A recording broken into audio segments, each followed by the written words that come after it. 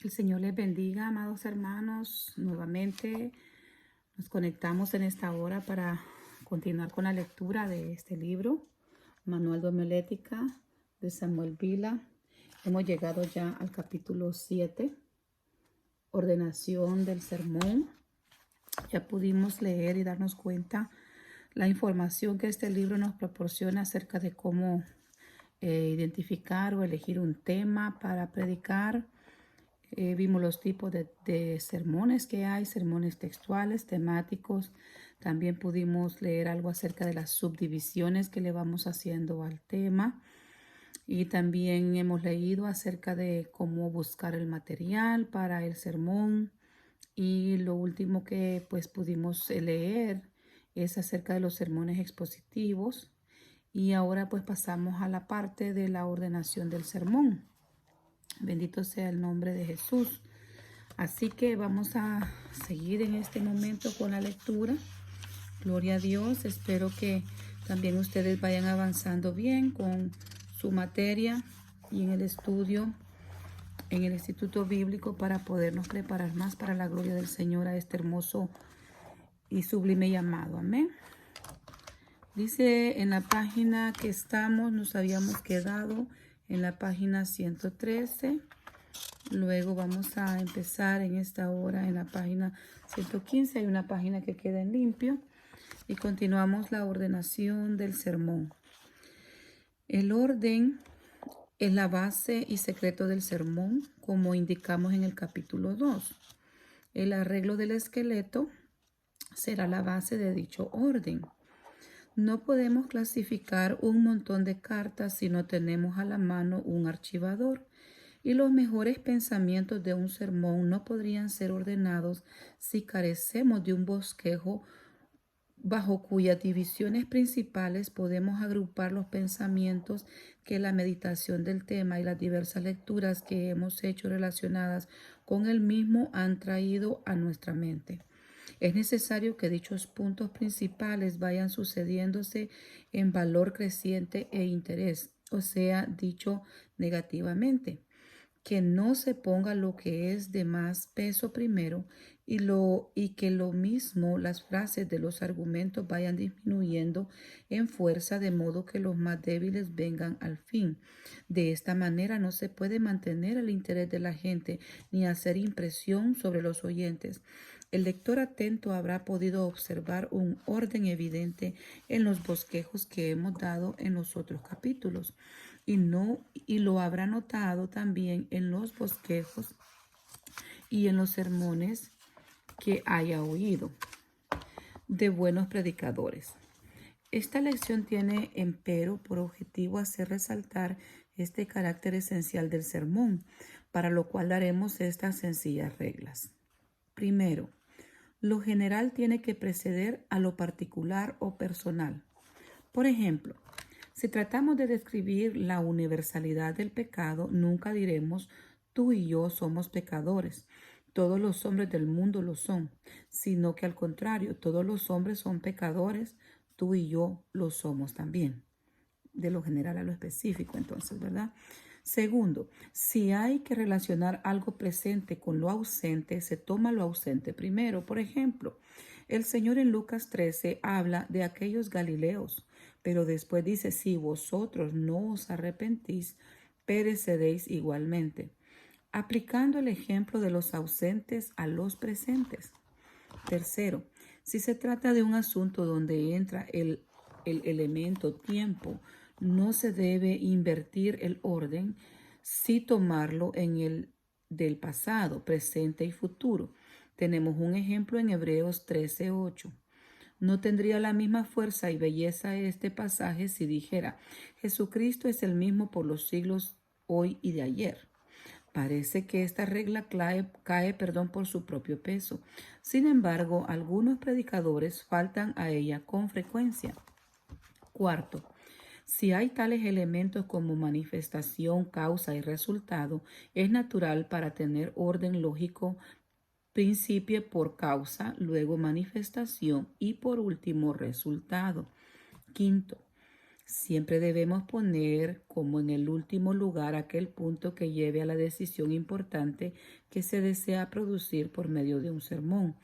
Estas reglas generales para las divisiones principales se aplican igualmente a las subdivisiones y algunas de ellas aún a las mismas frases del sermón. Por ejemplo, si tomamos como tema 2 puntos, aquí pasamos y nos da un ejemplo de un bosquejo.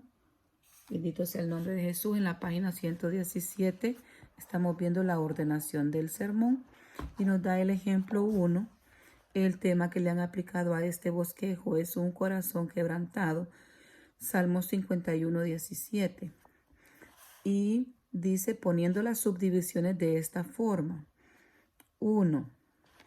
¿Cómo se produce el quebrantamiento de corazón? Segunda sección, ¿por qué recomienda un corazón quebrantado? 3. ¿En qué consiste un corazón quebrantado? Se observa una falta de orden que impide asimilar y retener la verdad. Pero si colocamos los puntos de este orden, 1. ¿En qué consiste un corazón quebrantado? 2. ¿Por qué es indispensable y se recomienda un corazón quebrantado? 3. ¿Cómo se produce el quebrantamiento de corazón? Notaremos que este segundo bosquejo nos permite explicar el asunto de un modo lógico y seguido, pasando de un punto a otro y terminando con aplicaciones prácticas. Sería una insensatez tratar de explicar cómo se produce o se realiza una cosa sin antes saber lo que tal cosa es. Por esto el orden conveniente es el segundo.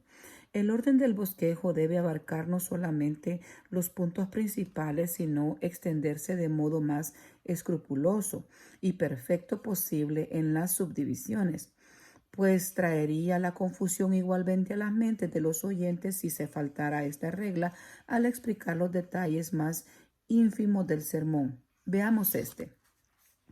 Acá nos proporciona otro, otro bosquejo. Ya está más rellenado, ya no solo es el esqueleto, como le llaman, ¿verdad? O el esquema, si lo pudiésemos llamar así, sino que ya tiene más información entre las secciones, incluyendo la introducción. Ejemplo 2, en la página 118. El tema que le pusieron a este ejemplo es la puerta estrecha, basada en el texto de Mateo 7, 13 y 14. Introducción. Explicar la costumbre que había igualmente de hacer puertas estrechas en ciertas ciudades o fortalezas para facilitar su defensa y puntualizar el inconveniente que ello ofrecía a los hombres de regular estatura y a ciertos animales de carga como el camello. Mateo 19, 24. También las calles y caminos eran más estrechos en aquellos tiempos, especialmente los que conducían a ciertas fortalezas. En todos los casos el camino ancho era el más transitado. Jesús nos exhortó a porfiar, a entrar por el lugar más difícil y a andar por el camino menos atractivo. Número 1. Han puesto una subdivisión que se subtitula, más bien dicho, ¿qué significa porfiar? Y en esta sección lo han dividido en 4 puntos. El primero, empeñarse en un propósito. Segundo, apartar los obstáculos como se hacía quitando la carga de un camello cuando ésta subía a la altura de la cabeza. Tercero, agacharse aún doblegar la rodilla. Cuarto, desoír los consejos de los que pretenden que la entrada es imposible o arguyen que no hay peligro afuera. Segunda sección. ¿Por qué hemos de porfiar a entrar por la puerta estrecha? Este es un subtema que han puesto en el tema principal, la puerta estrecha. Primero, por la causa del insidioso peligro que el camino ancho tiene en sí. A. Es atractivo a la carne y popular mientras que el estrecho parece solitario. B. Por naturaleza, estamos acostumbrados al camino ancho. C. Lleva a la perdición. Segundo, porque el camino estrecho es el único de felicidad y vida. A. ¿Es posible encontrar felicidad en el camino del mal?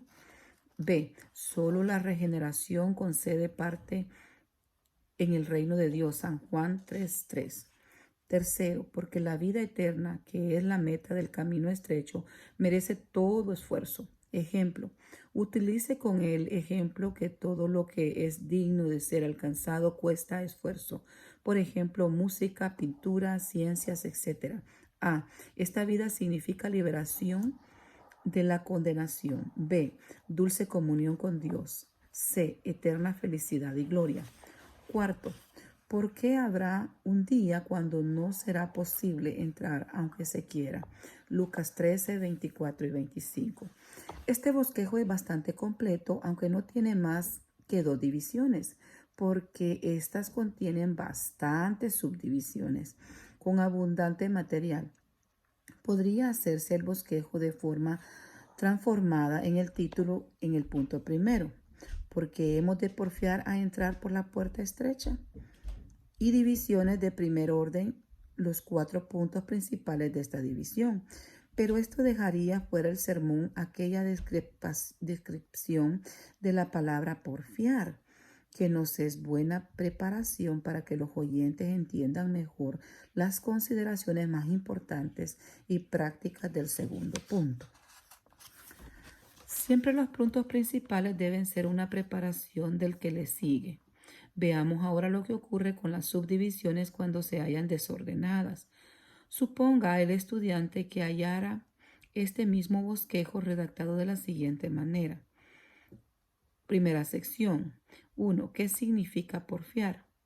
Cuarto, desoír los consejos de los que pretenden que la entrada es posible o arguyen que no hay peligro afuera.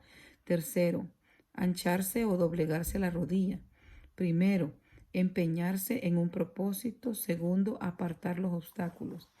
El punto cuarto parece ser tan bueno para empezar como el primero, pero si empezamos por este no podemos poner el primero y se nota que la entrada es demasiado brusca.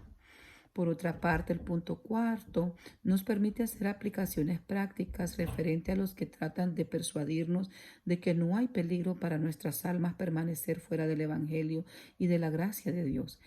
Y siempre conviene que las exhortaciones prácticas vengan al final, ya sea del sermón o de sus divisiones principales. La falta de orden se observa de un modo muy especial entre el segundo y el tercer punto, y se nota también que el tercero no puede ir detrás del cuarto. El único lugar que le conviene es el primero. Supongamos que las subdivisiones del segundo punto las encontramos en el siguiente orden. Segunda sección. ¿Por qué hemos de porfiar para entrar por la puerta estrecha? Ese fue lo que le colocaron a él como subtema. Tercero, dice, porque la vida eterna es la meta del camino estrecho, merece todo esfuerzo. Cuarto, porque habrá un día cuando no será posible entrar aunque se quiera. Segundo, porque el camino estrecho es el único de felicidad y vida. Primero, por causa del insidioso peligro que el camino ancho tiene entre sí. Entonces podemos ver que le han dado otro orden a las subdivisiones para que nosotros podamos sentir el cambio de cómo debemos de entrar, cómo nos están sugiriendo las reglas que estamos leyendo para que sea más ordenado, para mantener, ¿verdad?, lo más importante, interesante, impactante al final, y nosotros poder llevar un orden lógico también a los que nos están escuchando. También aquí en el punto 3 parece tan bueno como el primero para empezar, pero debemos tener en cuenta que el camino ancho es el que está siendo actualmente el pecador y por lo tanto es antes que todo lo demás. El punto cuarto salta a la vista que tiene que ser último porque se refiere a una cosa final, la condenación y desespero del pecador. Segundo, tiene que ir inmediatamente después del primero porque se refiere a algo presente, la paz y la felicidad de la vida cristiana, mientras que los puntos tercero y cuarto tienen que ver con la vida venidera. Por lo tanto, es natural que se pongan después. Veamos ahora las subdivisiones de segundo orden, si bajo la subdivisión. Primero, por causa del insidioso peligro que en el camino ancho tiene, podemos A. Por la naturaleza estamos acostumbrados a andar por el camino ancho. C. Lleva a la perdición y A. Es atractivo y popular mientras el estrecho parece solitario. Encontraremos desorden, aunque también aquí el punto B parece tan bueno como el A para empezar. Pero observemos que el punto A se refiere a algo general, mientras el B tiene que ver con particular y personal, y tal orden contradecirá la primera de las 5 reglas que hemos dado al principio de este capítulo. El punto C debe de ir en último lugar porque es lo final y lo patético. Si bajo la segunda subdivisión, porque el camino estrecho es el único de felicidad y vida, decimos, solo la regeneración concede parte en el reino de Dios. Es imposible de encontrar felicidad en el camino del mal. Notaremos la misma falta de orden porque primero es el camino del mal y la falta de felicidad que en él encontramos, y después la regeneración y fruto, acceso a Dios. Si bajo la subdivisión tercera, porque la vida eterna es la meta del camino estrecho, merece todo esfuerzo, decimos, C, esta vida significa eterna felicidad y gloria. B, dulce comunión con Dios. Y A, liberación de la condenación. Habremos faltado a las reglas terceras y cuarta, pues es evidente que lo primero que se encuentra es la gracia de Dios en nosotros. Es el pecado y condenación lo que produce, ya que esta vida y se perpetuará en la venidera es dulce comunión con Dios. Y lo último, y permanecerá la felicidad eterna. En todo bosquejo debe notar un avance en los puntos como un escalón que lleva a otro. Eso es bien importante. Cualquier predicador puede notar que un sermón desordenado no mantiene en el auditorio el mismo grado de interés que un sermón cuyos puntos llevan del uno al otro de un modo lógico, claro y racional. Por esto es importantísimo aprender de memoria y tener en cuenta las 5 reglas dadas al principio de este capítulo. Gloria a Dios. Así que hemos llegado al final de este capítulo. Es bastante corto, pero es bien importante para que nosotros sepamos cómo debemos ordenar nuestro sermón, el sermón que el Señor nos ha dado. Gloria a Dios. Siempre es recomendable, ¿verdad? Después de esta lectura, siempre pedirles que no nos olvidemos de que la dependencia nuestra no es con nuestra fuerza, no es de nosotros mismos, sino que viene de Dios. Entonces siempre tenemos nosotros, al momento de pedir un tema, buscar la información, ordenarla, estar en comunión con Dios y pedirle al Señor que sea Él hablando a través de nosotros, no lo que nosotros querramos hablar, sino que lo que el Señor quiere hablarnos a todos, porque primeramente la palabra que vamos a predicar es para nosotros. Y luego nosotros podemos compartirle esa palabra que nos ha impactado, esa palabra que Dios nos ha hablado, nos ha ministrado. Nosotros podemos sentirla, vivirla, atesorarla y pedirle al Señor que nos ayude a ponerla por obra para compartirla con esa misma pasión, con esa misma anhelo, ¿verdad? De que sea Dios ayudándonos y alimentando nuestra alma. Bendito sea el nombre de Jesús, porque así lo dice su palabra, que no solo de pan vivirá el hombre, sino que de toda palabra que sale de la boca de nuestro Dios la necesitamos. Así que Dios les bendiga. Si el Señor nos permite, vamos a leer el siguiente capítulo. Lo vamos a ir subiendo para que todos vayamos avanzando en la lectura y podamos también compartirlo con aquellos que tal vez no tienen acceso, que quieran ellos aprender, ¿verdad?, acerca de la homilética, cómo hacer, ¿verdad?, sermones, cómo ir ordenando los bosquejos de una manera práctica, ordenada, sencilla, pero poderosa, porque tenemos que hacerlo en orden. Dios es un Dios de orden, no de desorden. Entonces el Señor va a ver nuestro esfuerzo con ese amor y que todo sea para la gloria del Señor. Y entonces el Espíritu Santo, yo sé de que nos va a acompañar siempre. Démosle toda gloria y toda honra a nuestro Dios. Que Dios nos bendiga. Nos vemos primeramente, Dios, en el siguiente video.